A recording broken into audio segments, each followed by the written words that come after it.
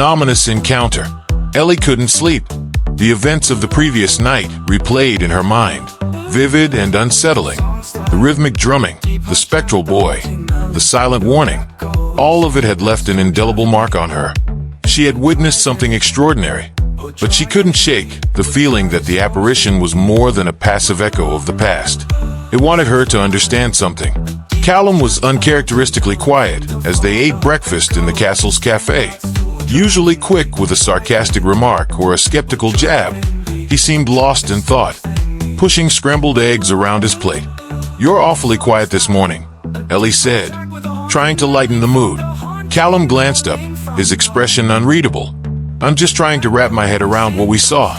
"You were right, Ellie. Something is here. But what are we supposed to do about it?" Ellie didn't have an answer.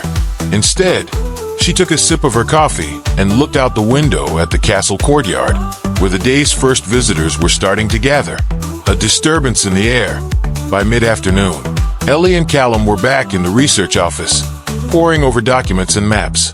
Ellie was focused on the tunnels beneath the castle, the ones where the drummer boy was said to have disappeared centuries ago. She hoped they might hold clues to his identity or his connection to the castle's violent past. Callum was scrolling through digital archives on his laptop, his face illuminated by the screen's glow. He paused and frowned, tilting the device toward Ellie. "Look at this," he said. Ellie leaned over, her eyes scanning the screen. It was an old newspaper article from the early 1900s, detailing an unusual incident at the castle. Visitors had reported hearing drumming, followed by a collapse in one of the underground chambers. 3 people had been injured, and 1 had died. "What's interesting is the timing," Callum said. "The collapse happened the same night the drumming was heard. Coincidence?" Ellie shook her head, a chill running down her spine. The drummer boy's appearances always seemed to precede something catastrophic. "Maybe he's not just a warning. Maybe he's trying to stop it." Callum snorted. "You think a headless ghost is playing hero?" Ellie didn't respond. She had seen enough to know that the truth often defied logic. The apparition returns. That evening, as twilight painted the sky in shades of gray and orange, Ellie decided to revisit the Great Hall. It was the site of their first encounter with the drummer boy, and she hoped it might hold more answers. Callum reluctantly agreed to accompany her, though his nerves were visibly fraying. The hall was quiet when they entered, its vast expanse shrouded in shadow. Ellie's footsteps echoed on the stone floor as she approached the far end of the room, where they had seen the ghostly boy the night before. "I don't like this," Callum muttered, his voice low. "Just a few minutes," Ellie said. "If he's here, we need to understand what he's trying to tell us." They stood in silence for what felt like an eternity, the air around them growing colder with each passing second.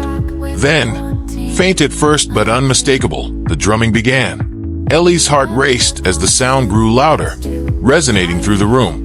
The rhythmic beat was deliberate, almost urgent, as though the boy were summoning them. The temperature dropped sharply, and Ellie could see her breath in the air. Callum shivered beside her, his skepticism rapidly dissolving. "I think we've overstayed our welcome," he said, his voice trembling. But before they could move, the figure materialized. The boy appeared just as he had the night before, dressed in a tattered military uniform, his drum hanging from his shoulder. This time, however, his presence was more vivid, his ghostly form radiating an eerie glow. Ellie's breath caught in her throat as the boy raised his drumsticks and began to play. The rhythm was frantic now, each beat reverberating through the room like a warning bell. Then he stopped. The boy lowered his drumsticks and turned toward them, his headless body somehow exuding a palpable sense of urgency. He raised one hand, pointing toward the far wall of the Great Hall. Ellie followed his gesture, her eyes narrowing as she tried to discern what he was indicating. The wall was blank, its surface unremarkable except for a few cracks in the stone. "What does he want us to see?" Callum whispered. Before Ellie could answer, the boy's hand fell, and he began to dissolve, his form fading like smoke in the wind. The drumming echoed one final time, then ceased altogether. The silence that followed was deafening. The hidden chamber. Ellie approached the wall cautiously, her fingers brushing against the cold stone. She pressed her ear against it, listening for any sound, but there was nothing. "There's something here," she said, more to herself than to Callum. Callum frowned. "It's a wall, Ellie. A very solid, very old wall." Ellie ignored him and began examining the surface closely. Her flashlight revealed a faint outline near the base of the wall, a rectangular shape, partially concealed by centuries of grime and dust. "It's a door," she said, her voice filled with excitement. "A door to what?" Callum asked, his tone skeptical but tinged with curiosity. "Let's find out." With Callum's help, Ellie began clearing away the debris. The stone door was heavy and stubborn, but after several minutes of effort, it creaked open, revealing a narrow passageway that descended into darkness. The air that wafted out was stale and damp, carrying with it the faint scent of decay. Ellie's heart pounded as she shone her flashlight into the passage, the beam illuminating a steep staircase carved into the rock. "Are you sure about this?" Callum asked, his voice laced with apprehension. Ellie nodded. "The boy showed us this for a reason. We have to see where it leads." The warning fulfilled. They descended the staircase cautiously, the sound of their footsteps echoing in the confined space. The air grew colder as they moved deeper, and Ellie felt a growing sense of unease. At the bottom of the staircase, they found themselves in a small chamber. The walls were lined with rusted iron chains, and the floor was littered with fragments of bone. Ellie's flashlight revealed a crude inscription carved into the wall. "Beware the stone of wrath." "What does that mean?" Callum asked, his voice barely above a whisper. Before Ellie could respond, the ground beneath them began to tremble. Dust and small rocks rained down from the ceiling, and a low rumble echoed through the chamber. "We need to get out of here," Callum shouted, grabbing Ellie's arm. As they scrambled up the staircase, the rumbling grew louder, and the walls seemed to close in around them. Ellie glanced back, just in time to see the chamber collapse, a cloud of dust and debris billowing toward them. They burst out of the passage and into the great hall, gasping for air. Behind them, a hidden door slammed shut, sealing the destruction within. For a moment, neither of them spoke, their breaths coming in ragged gasps. "He was warning us," Ellie said finally, her voice trembling. "He knew the chamber was unstable. He saved us." Callum shook his head, his expression a mix of disbelief and awe. "I don't know what to believe anymore." Ellie stared at the now sealed door, her mind racing. The headless drummer boy was more than a ghost. He was a guardian, protecting the castle and its secrets from those who would disturb them. But what lay beyond that chamber? And why had the boy chosen her to uncover it? The answers, Ellie knew, were buried deep within the castle's dark past, and she was determined to find them. The drummer's legacy. The morning after their harrowing encounter in the Great Hall, Ellie sat in the castle's cafe, her notebook open on the table and a lukewarm cup of tea beside it. The air outside was brisk and gray, the sky threatening rain, but she didn't notice. Her mind was fixed on the apparition of the headless drummer boy. She couldn't shake the feeling that there was more to his story, something buried not just in the castle stones, but in the memories of the city itself. The locals, Ellie knew, were often the keepers of such tales, preserving oral histories that the official records ignored. Callum slouched across from her, his hands wrapped around a steaming cup of coffee. He looked worse for wear, his normally sharp demeanor dulled by the events of the previous night. "So," he said, breaking the silence, "what's the plan? Another late-night rendezvous with our headless friend?" Ellie shook her head. "Not yet.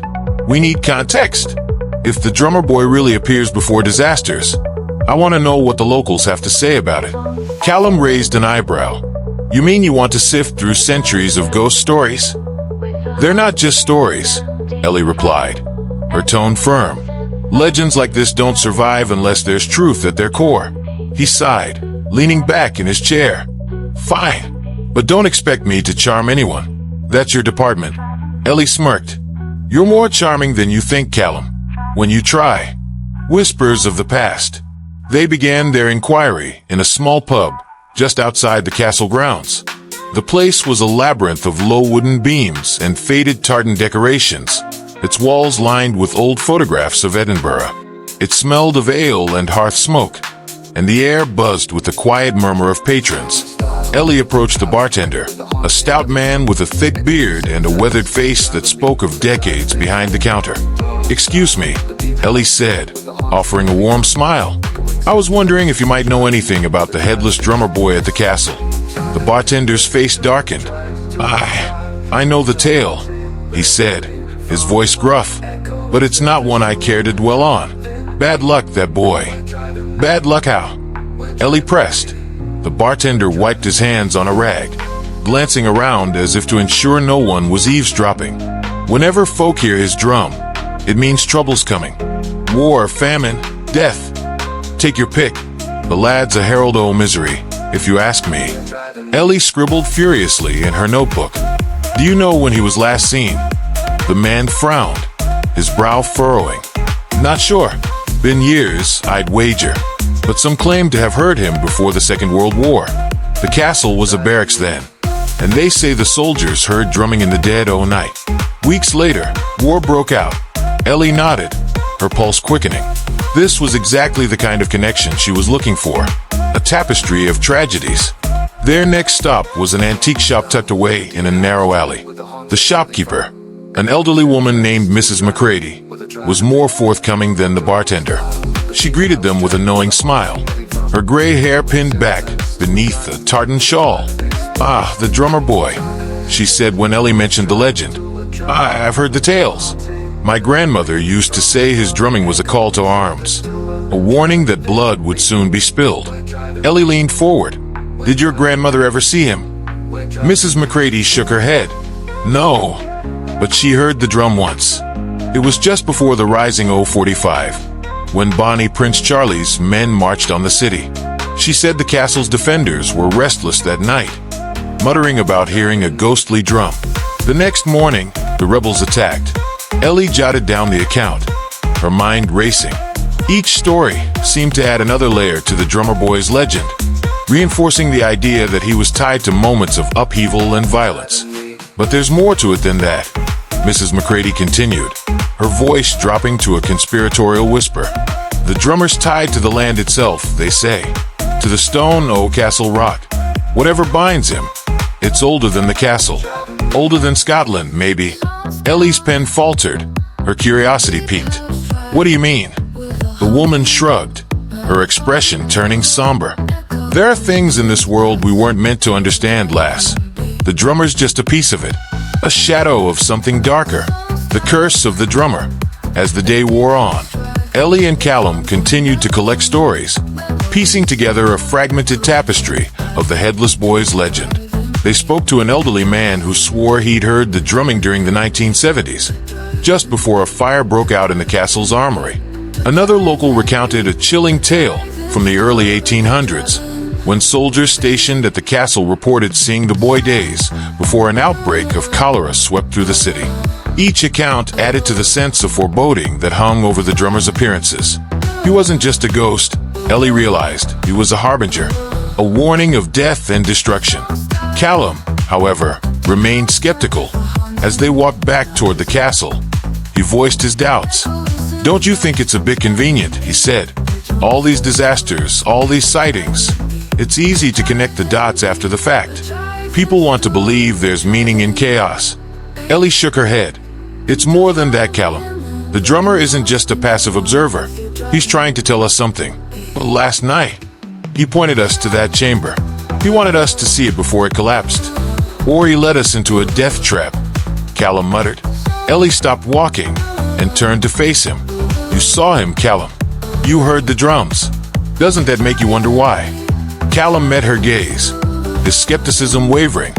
"Maybe, but I still think we're in over our heads." Ellie smiled faintly. "That's where the best discoveries happen. The night drumming.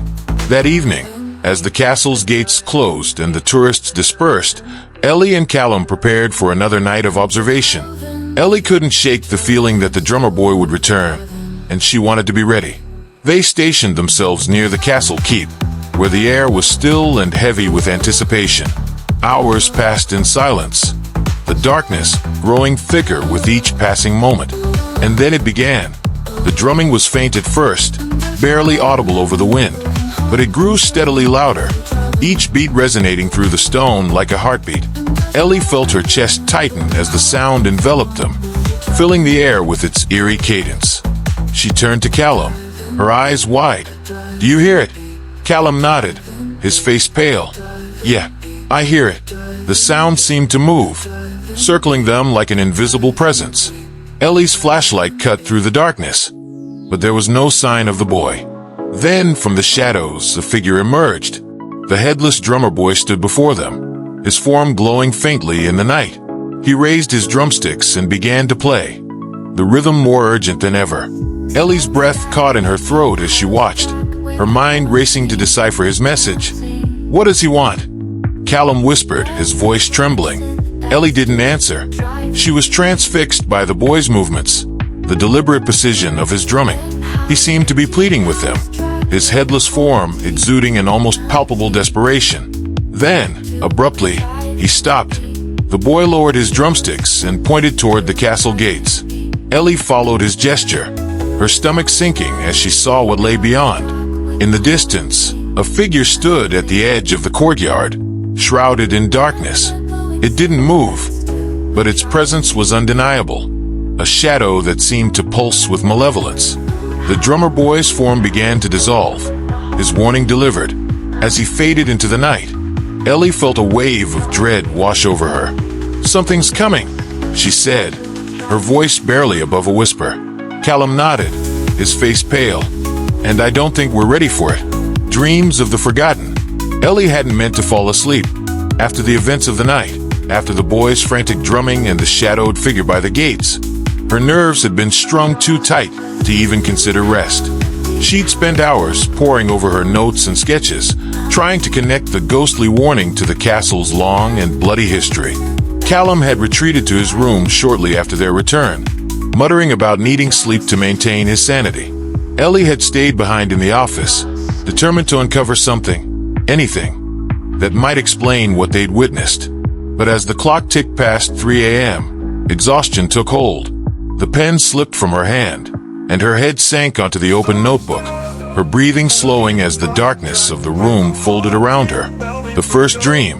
At first, it was peaceful. Ellie was standing on a windswept hill, the grass beneath her bare feet soft and cool. The air smelled of earth and rain, and in the distance, she could see the faint outline of Edinburgh Castle, its walls gleaming in the twilight. But as she moved closer, the scene began to shift. The sky darkened, clouds gathering like a heavy curtain. The grass beneath her feet withered, turning brittle and brown, and the air grew thick with the metallic tang of blood. Ellie stopped, her pulse quickening as she realized the ground around her was littered with bodies. Soldiers in tattered uniforms lay sprawled across the hillside, their faces twisted in pain. Blood soaked the earth, pooling in dark rivulets that ran toward the castle like veins. She tried to move, but her feet felt rooted to the spot.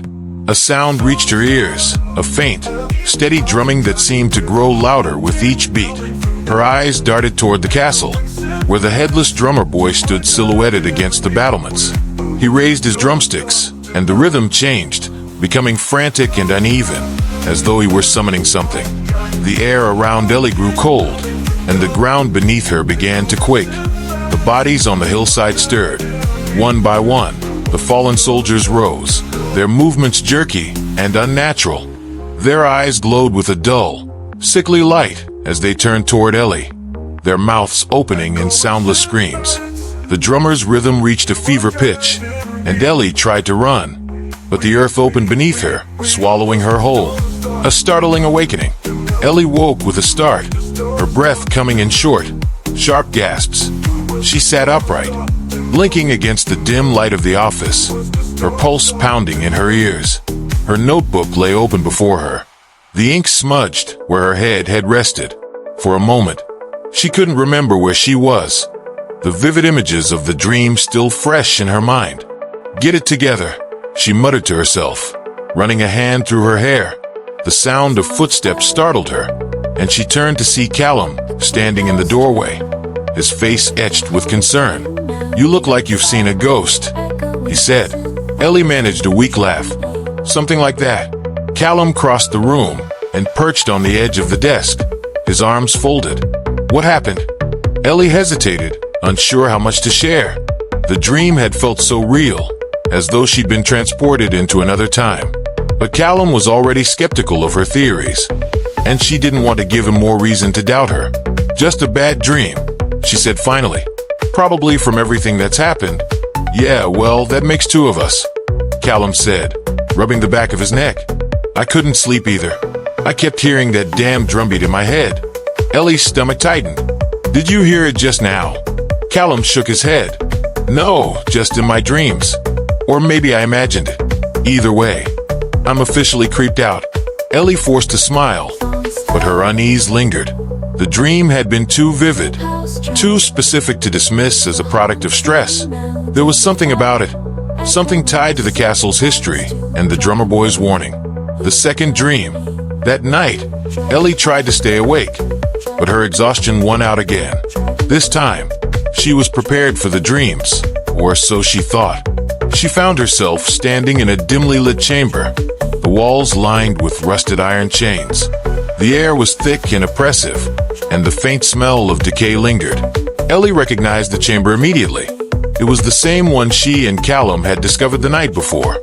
The hidden room beneath the castle that had collapsed moments after their escape. But now it was whole, untouched by time or ruin. A single figure stood in the center of the room. A woman in a long, tattered gown, her face obscured by a veil of matted hair. Ellie felt a chill as the woman raised her head, revealing hollow eyes and a mouth twisted in a silent scream. The drumming began again, faint but insistent, and Ellie turned to see the boy standing in the shadows. He wasn't playing the drum this time. Instead, he held his hands outstretched, as though offering her something. Ellie stepped closer, her heart pounding as she saw what he held. A small, jagged stone, its surface etched with strange symbols. The boy's headless form radiated urgency, and Ellie reached out to take the stone. But as her fingers brushed its surface, the chamber began to crumble, the walls shaking violently. The woman let out a blood-curdling scream, and Ellie turned to see her rushing forward, her hands clawed and reaching. Ellie woke with a gasp, clutching her chest as though the woman's hands were still wrapped around her. A pattern emerges. The dreams continued over the next several nights, each one more vivid than the last. Ellie found herself reliving scenes of the castle's history, from bloody battles to shadowy rituals. Each time, the drummer boy was there, his presence a constant thread in the fabric of her visions. She began documenting the dreams in her notebook, sketching the faces she saw and the symbols she couldn't understand.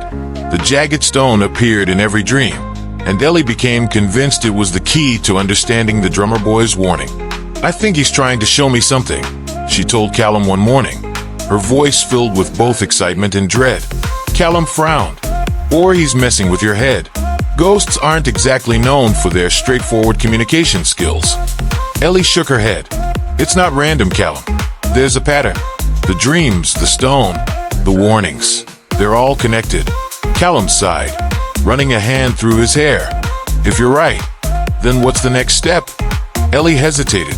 She didn't have an answer, but she knew she couldn't ignore the drummer boy's message. The dreams were leading her somewhere, and she had to follow, no matter the cost. A new discovery. Determined to find the meaning behind the dreams, Ellie delved deeper into the castle's history. She spent hours in the archives, poring over maps and records, searching for any mention of the symbols or the stone. Her efforts finally paid off when she stumbled across an old journal belonging to a 17th century stonemason who had worked on the castle. The journal contained sketches of the stone, rough but unmistakable, and a cryptic note, bound by wrath. The drummer's stone holds the key to the curse. Ellie's heart raced as she read the words. The stone wasn't just a relic. It was tied to the castle's darkest secrets. But what curse? And why was the drummer boy connected to it? As Ellie closed the journal, a faint drumbeat echoed in her ears, sending a chill down her spine. She knew the answers were waiting for her, hidden within the castle's walls, and she wasn't sure she wanted to find them.